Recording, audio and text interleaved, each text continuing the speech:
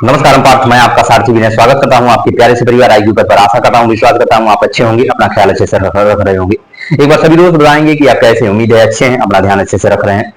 उसके बाद हम लोग शुरू करते हैं अपनी प्यारी सी क्लास इतिहास। इतिहास में हम लोगों ने दिल्ली सल्तनत के बारे में पढ़ना शुरू किया था। तुगलक वंश का अंतिम जो शासक था नसीरुद्दीन महमूद, जिसका जो इस गद्दी पर बैठा था 1412 जो एडी में देखोगे तो तैमूर लंग का आक्रमण हुआ। तैमूर लंग ने इसको क्या किया, मार दिया। और उस जब तैमूर लंग ने तुगलक वंश के अंतिम शासक नसीरुद्दीन उल महमूद को मारा तो फिर उसके बाद उसने 2 साल तक दिल्ली पे राज किया। 2 साल के बाद 1414 में उसने अपने उत्तरा जो अपने ये उसका गुलाम था या उसका जो करता धरता आप कह सकते हो, उसका सेनापति कह सकते हो, तो खिज्र खां था। खिज्र खां को इसने क्या किया, तैमूरलंग ने ये दिल्ली सल्तनत की उत्तराधिकारी को सौंप करके चला गया था। आज तो फिर उसके बाद खिज्र खां ने किसकी स्थापना की, सैयद वंश की स्थापना कर दी। तो आज हम लोग किसके बारे में पढ़ेंगे, सैयद वंश के बारे में पढ़ेंगे।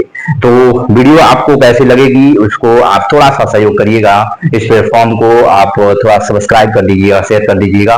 और मिलते हैं सैयद वंश के नए एपिसोड में और फिर उसके बाद शुरू करते हैं। तो ठीक है, इसके बारे में सैयद वंश।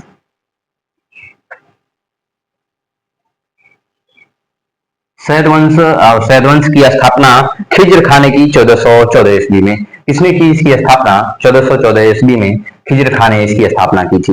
ठीक है, क्वालिटी आपको बेस्ट मिलेगा, हर चीज आपको अच्छा मिलेगी, बेहतर मिलेगा। ठीक है, बस आप थोड़ा सा मेरी मेहनत को सराहिएगा। एक बार आप मुझे थोड़ा सा सपोर्ट कर दोगे तो आपको इतना मिलेगा कि आप याद करोगे। ठीक है, आइए, सैयद वंश की स्थापना किसने किया था? संस्थापक जो था खिज्र खां। किसने किया था? तो संस्थापक जो था, एक बार आप अपनी ईमानदारी से इस वीडियो को, इस क्लास को देख लीजिएगा। और ये भी नहीं है कि कहीं भागना नहीं है आपको, प्लेलिस्ट पड़ी हुई है, इसके नीचे आप प्लेलिस्ट में हर एक एक पॉइंट आपको सीक्वेंस को से देखने को मिलेगा। ठीक है, देखिएगा और आगे बढ़िएगा। ठीक है, तो संस्थापक कौन है? तो इसका संस्थापक कौन है? इसका संस्थापक है खिज्र खां। खिज्र सैयद वंश का संस्थापक कौन है? खिज्र खां है। और ये सैयद वंश कब तक रहता है? तो 1414 से लेकर के 1450 एडी तक ये रहता है। कौन? सैयद वंश 1414 एडी से लेकर के 1450 एडी तक सास जो ये रहता है। ठीक है, फिर उसके बाद देखोगे तो खिज्र खां जो रहेगा, खिज्र खां जो है ये 1414 से लेकर के, ये खिज्र खां कब तक रहता है? 1414 से लेकर के 1421 ईस्वी तक ये राज करता है। एडी तक ये राज करता है। इसे देखोगे रयते आला की उपाधि दी गई थी। इसे रयते आला की उपाधि दी गई थी। इसको एक उपाधि मिली थी। इसको उपाधि मिली थी रयते आला। रयत ए आला की उपाधि मिली थी। किसने दिया था इसको? किसने दिया था? तो इसको तैमूर लंग ने दिया था। तैमूर लंग द्वारा दिया गया। ठीक है, तैमूर लंग के द्वारा इसको रहते आला की उपाधि दी गई थी। ठीक है, दिख रहा है ना? बेहतरीन, बहुत अच्छे, जबरदस्त। ठीक है, बढ़िया, बेहतर। ठीक है, तो रहते आला की उपाधि आपसे पूछ लेगा किसने दिया था? तो तैमूर लंग ने दिया था। किसको दिया था? तो खिज्र खां को दिया था। तो खिज्र खां कौन था? सैयद वंश का संस्थापक था खिज्र खां। खिज्र खां कौन था? सैयद वंश का संस्थापक था। ठीक है, सैयद वंश के वंशज क्या कहते थे? वंश के वंशज सैयद वंश के वंशज स्वयं को इसको मैं मिटाऊंगा। ठीक है, स्वयं को पैगंबर पैगंबर का उत्तराधिकारी कहते थे। पैगंबर का वंशज बताते थे। पैगंबर का वंशज बताते स्वयं को क्या? ये स्वयं को क्या बताते थे? वंशज स्वयं को क्या बताते थे? पैगंबर का वंशज बताते थे, ठीक है। स्वयं को पैगंबर का वंशज बताते थे, ठीक है। तो देखोगे खिज्र खां यहीं पे लिखोगे कि खिज्र खां भी, खिज्र खिज्र खां खिज्र खां स्वयं को शाहरुख शाहरुख शाहरुख का प्रतिनिधि बता दो, मानता, प्रतिनिधि घोषित किया था। शाहरुख का प्रतिनिधि घोषित करता है तो शाहरुख का प्रतिनिधि घोषित करता है, घोषित घोषित करता है, ठीक है। तो आपको बताओ शाहरुख का मतलब क्या होता है? शाहरुख का ये होता है कि भगवान, ठीक है। इस समय जैसे कि मुस्लिम थोड़ा सा कंट्री में देखोगे तो ये लोग क्या कहेंगे? शाहरुख कहा जाता है, ये लोग कहते हैं शाहरुख, शाहरुख है। शाहरुख का मतलब होता है भगवान का प्रतिनिधि। इसने क्या कहा कि ईश्वरम को प्रतिनिधि, भगवान का प्रतिनिधि, मतलब कि एक मैसेंजर कह सकते हो, एक तरह का मैसेंजर या दूत कह सकते हो। ये खुद को क्या कहता था? कि भगवान का दूत कहता था खुद को, ठीक है। घोषित कर दिया था इसने, कौन? खिज्र खान ने। खिज्र खान, शाहरुख का मतलब क्या होता है? भगवान होता है, ठीक है। आगे बढ़ते हैं, आगे आगे आ जाते हैं क्या कि फिर उसके बाद खिज्र खां पंजाब, लाहौर, मुल्तान और दीपालपुर का गवर्नर था। शाहरुख जो ये खिज्र खां जो था, यहाँ का राजा बनने से पहले, ठीक है, यहाँ का राजा बनने से पहले वो तैमूर लंग का सेनापति था। और वो कहाँ का जो गवर्नर था? तो जो खिज्र खां जो था, खिज्र खां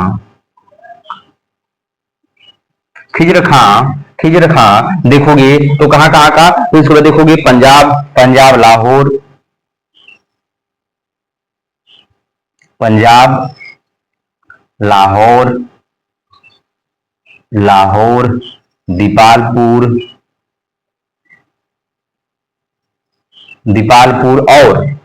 दीपालपुर और मुल्तान का गवर्नर था।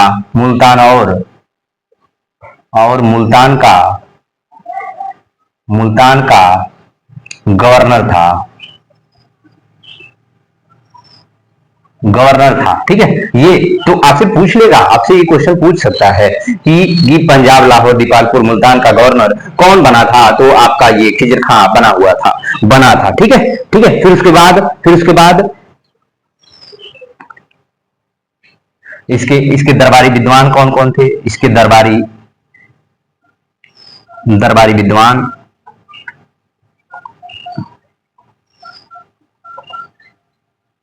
दरबारी विद्वान कौन कौन थे? तो दरबारी विद्वान देख लोगे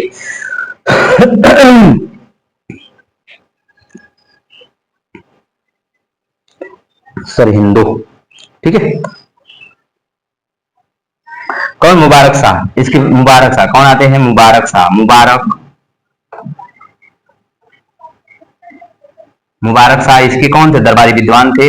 और इनकी बुक जो थी वो आप क्या, कौन सी इनकी बुक? तो जो तारीख मुबारक शाही, क्या नाम थी? तारीख मुबारक शाही, तारीख ए मुबारक शाही, तारीख मुबारक शाही, ये इनके बुक का नाम है। किसके बुक का नाम है? तो मुबारक शाह इनके दरबारी विद्वान थे। किसके? खिज्र खां के दरबारी विद्वान थे, ठीक है। इनकी जो इसकी हत्या किसने की थी? इसकी हत्या सरवर उल मुल्क ने की थी। इसकी हत्या किसकी हत्या? जो खिज्र खां की हत्या, खिज्र खां की हत्या खिज्र खां की हत्या खिज्र खां की हत्या खिज्र खां की हत्या किया था किसने? खिज्र खां की हत्या किया था किसने? सरवर उल मुल्क ने की थी। सरवर उल मुल्क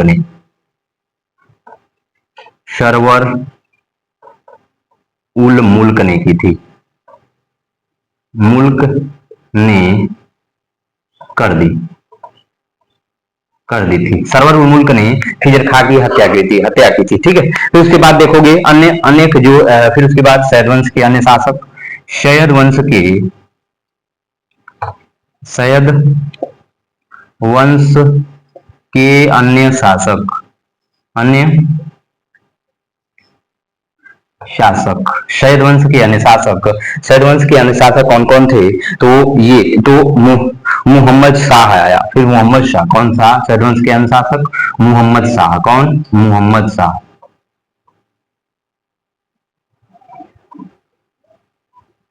मोहम्मद शाह आया, ठीक है, मोहम्मद शाह आया था, मोहम्मद शाह आया। फिर उसके बाद अलाउद्दीन आलम शाह आया था, फिर उसके बाद कौन आया? अलाउद्दीन आलम शाह, कौन? अलाउद्दीन,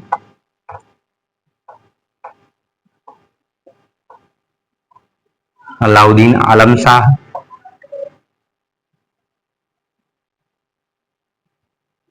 अलाउद्दीन आलम शाह आया। तो ये जो था अलाउद्दीन आलम शाह आया, ये जो था सैयद वंश का अंतिम राजा था, ठीक है, ये जो था सैयद वंश का अंतिम राजा, ये जो था ये सैयद वंश का अंतिम राजा, अंतिम राजा था, राजा राजा था, सैयद वंश का अंतिम राजा था। और फिर उसके बाद जो आ जाता है, उसके बाद जो वंश आ जाता है, कौन? लोधी वंश आया। उसके वंश कौन? लोधी वंश आ जाता है। कौन आता है? लोधी वंश आ जाता है। लोधी वंश, ठीक है, लोधी वंश 1450 से लेकर के 1526 तक, लोधी वंश जो आता है 1450 एडी से लेकर के कौन 1526 एडी तक रहता है। एडी तक ये लोधी वंश का जो शासन रहता है, ठीक है। पहला अफगान वंश इसको कहते हैं, तो पहला अफगान वंश यही था जो फर्स्ट, पहला आपसे पूछेगा पहला अफगान वंश किसे कहते हैं, तो लोधी वंश को पहला अफगान वंश, अफगान वंश, पहला अफगान वंश जो साहूखेल शाखा से आते थे ये लोग, जो कहां से? साहूखेल, साहूखेल शाखा से ये आते थे। किस कहां से आते थे? ये साहूखेल, कौन? साहूखेल, साहूखेल ये लोग शाखा से, साहूखेल शाखा से आते थे ये लोग, क्या? साहूखेल शाखा से ये लोग आते थे, ठीक है, ये लोग साहूखेल शाखा से आते थे, ठीक है। तो बहलोल लोधी, इसका संस्थापक कौन था? इसका लोधी वंश का संस्थापक कौन था? संस्थापक, स्थापक जो था बहलोल लोधी था। बहलोल, बहलोल लोल लोधी, इसका संस्थापक था बहलोल लोधी, ठीक है, बहलोल लोधी था। क्या नाम था? क्या नाम था इसका? बहलोल लोधी। फिर देखोगे तो इसने बहलोली नामक सिक्के चलाया, तांबे का एक सिक्का चलाया था, ठीक है, ठीक है, बहलोल लोधी था, ठीक है, बहलोल, इसका संस्थापक कौन था? बहलोल लोधी था। तो आज के लिए हम लोग इतना ही बस पढ़ेंगे, क्योंकि क्योंकि मैं नहीं चाहता कि हर वंश एक में खिचड़ी हो जाए, मैं ये चाहता हूं कि सभी को डिटेल से पढ़ा जाए। एक क्लास हो गया आपका ये, तो इसमें छोटा सा था, सैयद वंश जो था छोटा था, इसमें ज्यादा कोई जो कृतियां तो बहुत है, पढ़ाऊंगा तो बहुत 2-3 टॉपिक हो जाएगा, लेकिन मुझे क्या करना है? मुझे बस आपको इतना पढ़ाना है कि आपके एग्जाम में जो आ रहा होगा, जो एग्जाम में पूछा जाता है, उतना बस के लिए सहज हो, ठीक है। तो मैं सहज जो सैयद वंश के कुछ बारे में कुछ मैं आपको बताया, ये आपको ये क्लास कैसी लगी आप इसका फीडबैक जरूर दीजिएगा।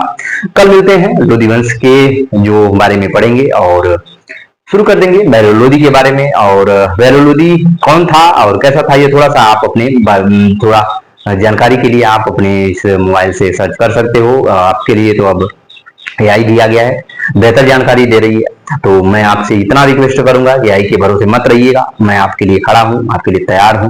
तो आप थोड़ा सा यहाँ भी ध्यान दीजिएगा, क्योंकि सिलेक्शन एआई से नहीं होगा, सिलेक्शन यहाँ से होगा, सिलेक्शन इस मार्गदर्शन से होगा, और यहीं से आपको अपने जीवन में कुछ कृतियां करनी है, कुछ उन्नतियां करनी है।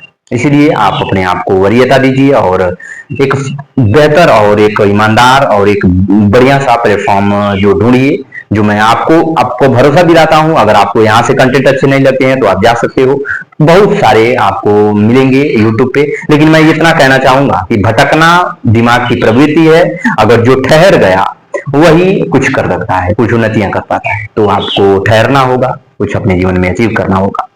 तो शेयर करिएगा, सब्सक्राइब जरूर कर दीजिएगा, मेरी मेहनत को थोड़ा सा सराहिएगा। अपना ध्यान रखिएगा, ख्याल रखिएगा, तैयारी को वरीयता दीजिएगा। मिलते हैं कल। नमस्कार भारत।